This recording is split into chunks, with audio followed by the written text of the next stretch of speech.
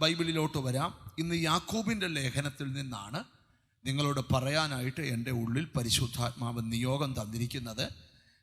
എല്ലാവർക്കും അത്ര സുഖമൊന്നും ഉള്ളൊരു കാര്യം അല്ലായിരിക്കും ഈ തുടങ്ങുമ്പം പറഞ്ഞു തുടങ്ങുന്നത്. അത് തുടക്കത്തിലേ പറഞ്ഞിട്ടാണ് തുടങ്ങുന്നത്. യാക്കോബിൻ്റെ ലേഖനം 1-ാം അധ്യായത്തിൻ്റെ 20 മുതൽ 22 വരെയുള്ള വാക്യങ്ങളാണ് നമ്മൾ പറയാൻ പോകുന്നത്. ജെയിംസ് ചാപ്റ്റർ 1 വേഴ്സ് 20, 21, 22 അങ്ങനെ 3 വാക്യങ്ങൾ നമുക്ക് വായിച്ച് കേൾക്കാം. മനുഷ്യന്റെ കോപം ദൈവത്തിന് നീതിയെ പ്രവർത്തിക്കുന്നില്ല. ആകയാൽ എല്ലാ അഴുക്കും ദുഷ്ടതയുടെ ആധിക്യവും വിട്ട് നിങ്ങളുടെ ആത്മാക്കളെ രക്ഷിപ്പാൻ ശക്തിയുള്ളതും ഉൾനട്ടതുമായ വചനം സൗമ്യതയോടെ കൈക്കൊള്ളുവീൻ.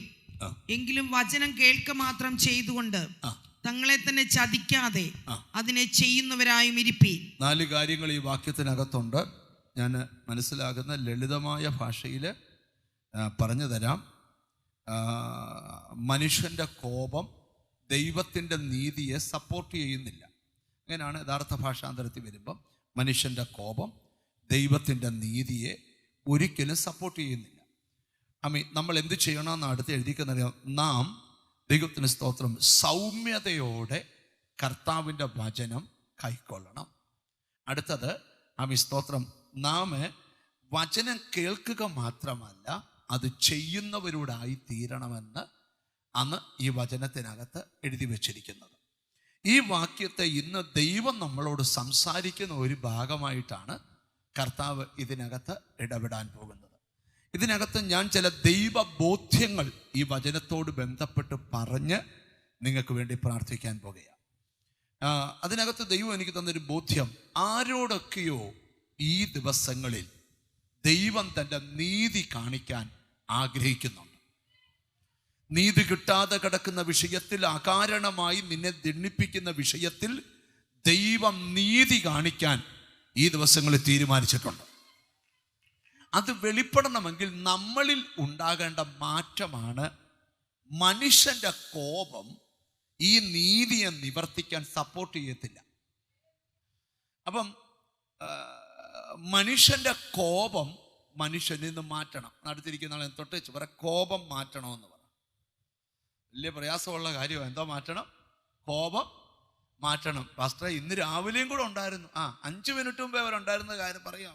കോപം എന്ത് ചെയ്യണം? ഈ 3 മേഖലകൾ ഈ കോപത്തെക്കുറിച്ച് പഠിക്കുമ്പോൾ നമുക്ക് ബൈബിളിൽ നിന്ന് പഠിക്കാനായിട്ട് കഴിയും. 3 ഭാഗങ്ങൾ. ഒന്നാമത്തെ ഭാഗം, സ്വയം കോപത്തെ നിയന്ത്രിക്കണം. ഒരു മനുഷ്യ ജീവിതത്തിൽ ഉണ്ടാകുന്ന ഒട്ടുമുക്കാല് പ്രശ്നങ്ങൾക്കും കാരണം പിശാചൊന്നുമല്ല, നമ്മുടെ കോപമാണ്. ചിലർ ഈ 100 ടെമ്പറയിലാണ് നിൽക്കുന്നത്. തൊട്ടാ പൊട്ടുന്ന രീതിയിൽ തന്നെയാണ് ചിലർ കയറി വരുന്നത് തന്നെ. അപ്പം കോപസഭ ചിലരിപ്പം മനസ്സിൽ പറയാം, നിർത്തല്ലേ, ചൊവ്വ പറയണം, ചൊവ്വ പറയാൻ പോവാ. അപ്പം നിങ്ങൾ ശ്രദ്ധിച്ചൊന്ന് കേൾക്കണം. സ്തോത്രം. എല്ലാ മനുഷ്യൻ്റെ അകത്തും കോപമുണ്ട്. ചിലർക്ക് ഭയങ്കര കോപം. നിങ്ങളോടാണ് ഞാൻ സന്ദേശം പറയുന്നത്. കോപം ഏത് പ്രായത്തിലും നിയന്ത്രിച്ച് പഠിക്കണം. കോപം ആ വിഷയം. ചില പിള്ളേർ കണ്ടില്ലേ, വീട് തകർത്തു വരും. സ്തോത്രം. ചില പേരൻസ് ഒക്കെ ഈ പിള്ളേരുടെ മുമ്പിൽ പേടിച്ചാ നിൽക്കും. അങ്ങനെ വല്ല പിള്ളേരും കൊണ്ട് ഇപ്പം നിയന്ത്രിച്ചോണം. ഡാഡിക്കും മമ്മിക്കും വിട്ട് കോപിച്ചേച്ച് അടുത്ത കല്യാണം കഴിയുമ്പോൾ അവക്കിട്ട് കോപിക്കാൻ ചെല്ലുമ്പോൾ ഇപ്പം ഈ ചെയ്തതിൻ്റെ 8 ഇരട്ടി പണി തിരിച്ചു കിട്ടും. ഇത് ആരോടൊക്കെയോ ദൂത് പറയാനായി യോഗം വെച്ചേക്കുന്നേ. ലൈവിൽ കാണുക. ഇവിടെ ചെന്ന് സ്വയം ഇങ്ങനെ കോപത്തിൻ്റെ ടെമ്പർ കൂടുന്നവരൊക്കെ ഉണ്ട്. ഇന്ന് ആ ടെമ്പറൊക്കെ കുറച്ചേച്ച് വേണം ഇവിടുന്ന് പോകാൻ. അപ്പം നമുക്ക് സ്വയം കോപം ഉണ്ടാകാൻ പാടില്ല. ഞാൻ കോപത്തെക്കുറിച്ചൊക്കെ പ്രസംഗിച്ച് വരാം. അപ്പം സ്വയം കോപം ഉണ്ടാകാൻ പാടില്ല. അടുത്തിരിക്കുന്ന ആളോട് ചോദിച്ചാൽ കോപം ഉണ്ടോ എന്ന് ചോദിച്ചേ. ചുമ്മാ ചോദില്ലേ. ഇനി ഒന്നുകൂടെ ചോദിച്ചേ, കൂടുതലായിട്ടുണ്ടോ എന്ന് ചോദിച്ചേ. പറ, എന്തോ ചിരിക്കുന്നതിനൊന്നും ഒരു കുഴപ്പമില്ലെന്ന്. നിങ്ങൾ ചിരിച്ചോ, ഇവിടെ നിന്ന് ചിരിച്ചെന്ന് വിചാരിച്ചു ഒരു കുഴപ്പവും വരത്തില്ല. അപ്പം ചിലർ പറയും, അടുക്ക ഇരിക്കണ്ടായിരുന്നു.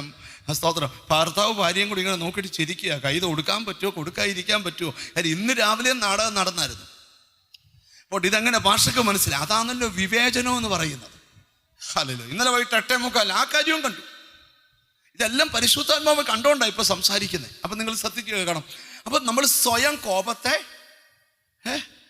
നിയന്ത്രിക്കണം. അപ്പം നിങ്ങൾ ചോദിക്കും, പാസ്റ്റർക്ക് കോപമുണ്ടോ? പിന്നെ മനുഷ്യനായ വേണ്ടി ചില കോപമൊക്കെ നിങ്ങൾ മിണ്ടുന്നില്ല. പക്ഷെ അകാരണമായിട്ട് ഉണ്ടാകാൻ പാടില്ല. രണ്ടാമത്തെ ദൂത്, ഈ നമ്മൾ കോപിക്കാതിരുന്നാൽ പോരാ, നമ്മൾ നിൽക്കുന്ന സമൂഹത്തെ കോപിപ്പിക്കാതെ ജീവിക്കണം. നമ്മൾ ചിലർ കോപിക്കത്തില്ല, പക്ഷെ അയൽവക്കത്തുകാരെ മുഴുവൻ ചിലരുടെ വർത്താനം കേട്ട പണ്ടൊരു ആൾ പറഞ്ഞു, കൈയില്ലാത്തവൻ വെപ്പ് കൈ വെച്ചടിക്കും എന്ന് പറഞ്ഞു.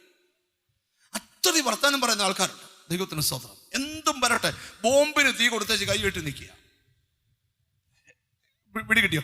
അപ്പം മറ്റൊരാളുടെ കോപം ഇളക്കുന്ന പ്രവർത്തികളും ചെയ്യരുത്. മൂന്നാമത്തെ വലിയ അപകടകാരി ഒരു കാര്യമാണ്, ദൈവം കോപിക്കത്തക്ക കാര്യങ്ങൾ ചെയ്യരുത്. ഒന്നുകൂടെ പറയാം, സ്വയം കോപിക്കരുത്, മറ്റുള്ളവരെ കോപിപ്പിക്കരുത്, ദൈവകോപം വരുന്ന കാര്യങ്ങൾ ചെയ്യരുത്.